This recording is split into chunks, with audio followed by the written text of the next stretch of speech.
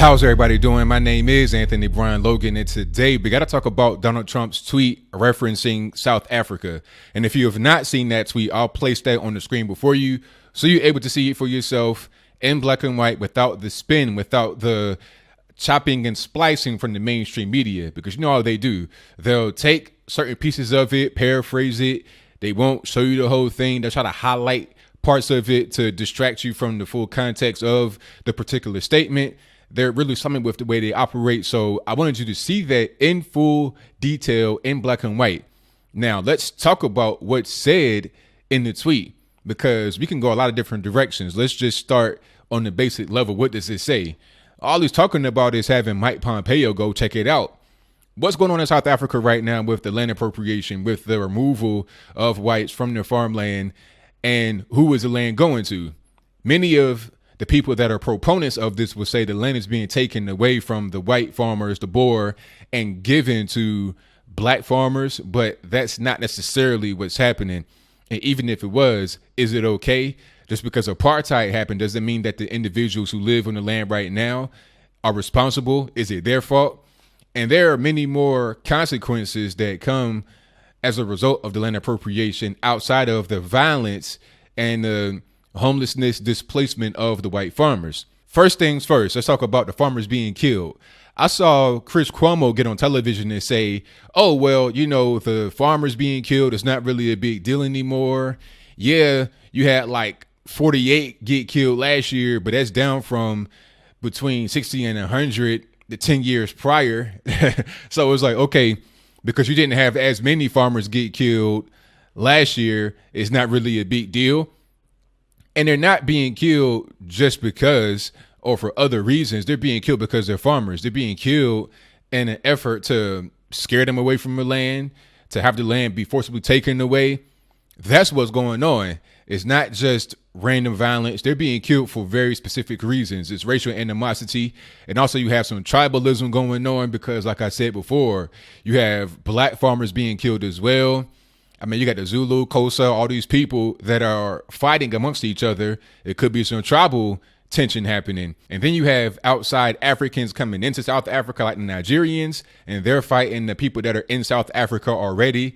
I stopped short of saying native South Africans because what does that really mean? Just because they're black doesn't mean they're native. I'm not quite sure that's what that means, because you have the Zulu, the Xhosa, the Bantu. They came in about 500 years ago or so, right around then, give or take a little bit, and they killed off a lot of the native people that were already there, the Bushmen.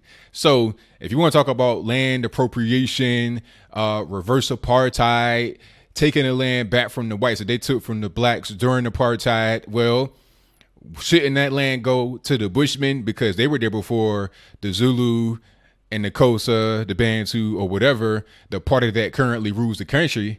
All right. Wouldn't that make sense? Or it's all about the white man, and that's pretty much what it is. We all know about apartheid. We all know about Nelson Mandela and the whole situation. We know what happened in South Africa, how there was division, inequalities, or whatever. So the current government is trying to accelerate this process of transferring the land from white South African people who are the minority in the country to the majority black. But it's not quite that simple. What you have here is the beginning of what made Zimbabwe collapse. All right. Because it was the same talking points made. We need to remove the farmland from the white minority who ruled over us. They don't preside over us anymore. We're an independent nation. So we're going to take the land and then give it back to the people. That was the intention. However, the actual action was not that way. What ended up happening was the land was given to a lot of political cronies.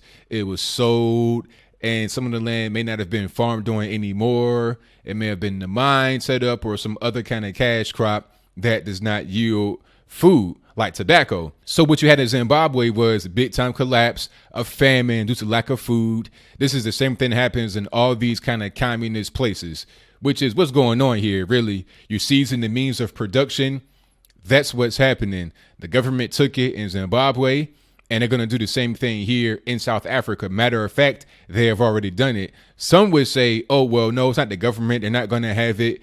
They won't give it to political cronies. It's all about giving the land back to the people, the regular everyday Joes of the country. They're going to be taught how to farm by the white Afrikaners, and everything's going to be okay. Peaches and rainbows, happily ever after. That is not what is happening. First of all, the land has to be purchased from these people, and it's being purchased by force. Aside from the land grabbed, a person who owns a farm in South Africa may ask for a particular amount of money, and the amount they ask for is most likely fair market value or close to it. And this is after they've been told they have to leave. So it's not a matter of, I want to sell. They got this program called willing buyer, willing seller. One side is not really willing. They're being forced to sell. So they ask a certain price, and then the government comes back with like 10% of that price. So they refuse to leave because they didn't want to leave anyway. But now they're being forced off for a paltry sum. So what happens now is the people are either being killed or they're being removed from the particular land. And then the land is being held by the South African government. All right. That's how it works. It's the same thing happened in Zimbabwe. It's the exact same thing, because there's no way you can just have it in private hands. You know, you can't just take land from somebody privately and then now you own it. It has to go through governmental process. So the South African government currently owns, like, I think 8,000 farms, or at least they did. They may have purchased that many. 4,000 of them sit in limbo that have not been transferred from a white person to a black person. Okay, maybe they can't find the people or whatever. But that's a lot of farms that are just going unattended, I suppose, because if the South African government owns it, are the white folks still there making the food? Who's making the food on the farm? It's probably just sitting there being ruined because it's not being tended to. See, this is what happens in a place where you don't use common sense, where you don't use your brain. If you don't tend to a farm, if you don't work the farm, if you don't feed the livestock, the farm's going to become useless and you won't be able to use it anymore anyway. That's going to diminish the food supply. You already have a problem right now in South Africa with the water. That's already happening. But now you're going to have a problem with food, and famine's coming next. But to move right along, like I said, the South African government owns a bunch of farms already. And what's going to end up happening, the same as Zimbabwe, you're going to have a lot of political cronies, tribal cronies, the Xhosa, the Zulu, Bantu, whatever. They're going to get preferential treatment. And then you also have foreign nations involved. Same thing happened in Zimbabwe. What's happening right now in South Africa? You got school children in South Africa, Johannesburg, learning Mandarin. Why? Because the Chinese are now the new Europeans in Africa. You got the Africans talking about, oh, no, the Chinese, they're bringing business and no strings attached. The Chinese are worse than the Europeans. And that is 100% correct. If anybody knows about Africa, you know what I'm saying is correct. The Europeans colonized or whatever, but at least they had some kind of altruism. The Chinese have no such thing.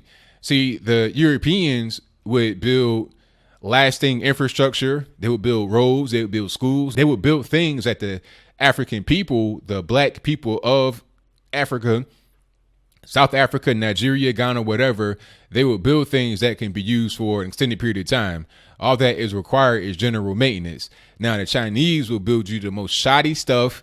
They don't care. They'll give you these low interest and no interest loans, but it's all kind of little favors and kickbacks on the back end that only empower China and maybe a couple of rich, fat politicians, so-called politicians, more like dictators, just like Mugabe was until he was so-called ousted from office last year at age 93.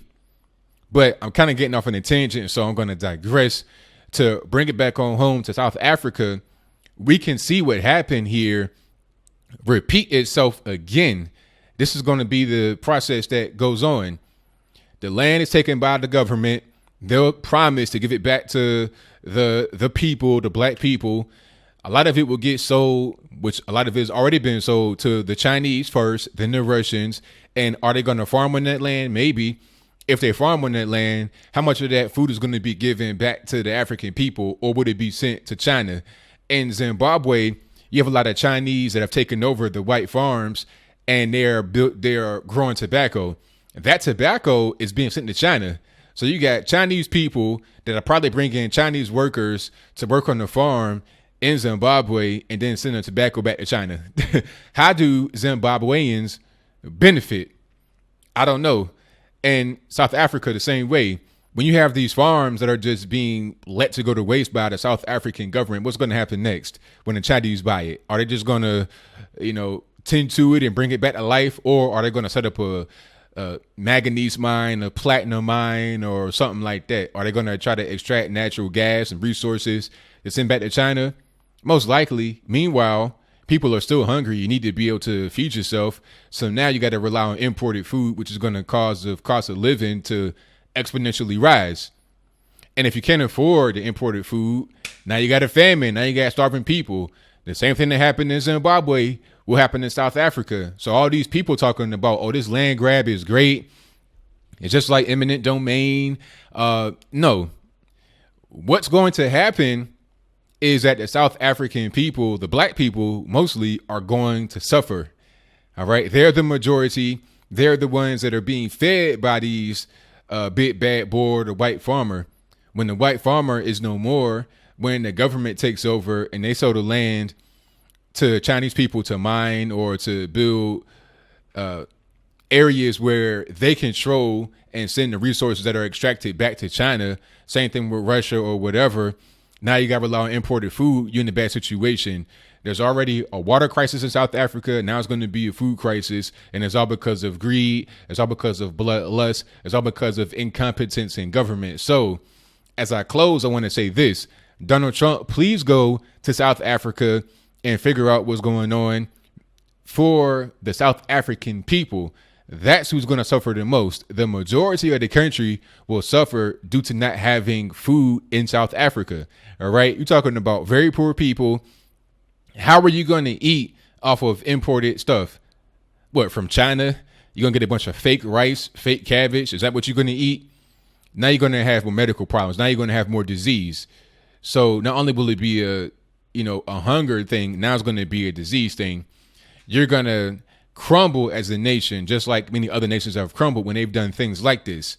I understand about apartheid. I understand about the feelings that are there against minority rule over the majority, over the oppression of a people. I get it, but don't cut your nose to spite your face. Do things that make sense. Don't remove those who produce the food. You have to be able to eat. That's pretty much all I got. So what do you think? Do you think that it was a good idea to remove the South African white farmers away from their farms and then give the land that they were on to black South Africans? If you think that way, please explain to me why. If you think that way, do you think that it'll actually happen? Like I said, the South African government has taken like 8,000 farms through this whole process, through what could be called eminent domain, although there is no such thing here, because eminent domain refers to a project that needs to happen, a pipeline, an interstate, a mall or something. And then the government says, hey, your land is in the way. We're going to give you this fair market value for it. That's not what is happening here. What's happening here is a racially based thing to reverse the effects of apartheid in their eyes. OK, is it going to actually happen? The government owns or has purchased 8,000 farms. Only half of them have been sold. Who have they been sold to, or who have they been assigned to? What's going on with that? Do you think that there will be a famine in the future? Will it be as bad as Zimbabwe or worse? Whatever your comments are, please let me know in the comments below.